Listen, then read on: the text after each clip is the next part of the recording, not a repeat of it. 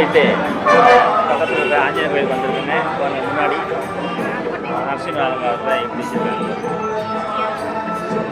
அருமையாக இருக்குது, சூப்பராக இருக்குது. நம்ம உள்ளே போய் ஆஞ்சநேயர் தரிசனம் பண்ணிட்டு வெளியே வரலாம். எல்லோரும் இன்னைக்கு ஆஞ்சநேயர் அருள் பெறுங்க. அந்த கோயிலுக்கு போயிட்டு வாங்க. வாங்க ஃப்ரெண்ட்ஸ், சாப்பாடு சாப்பிட்டீங்களா?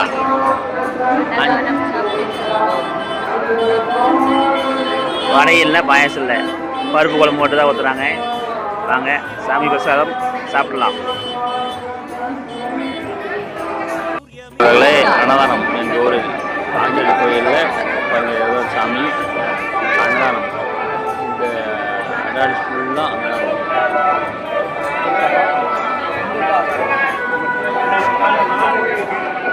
சாப்பிட்ருக்காங்க, பொதுமக்கள் சாப்பிட்ருக்காங்க.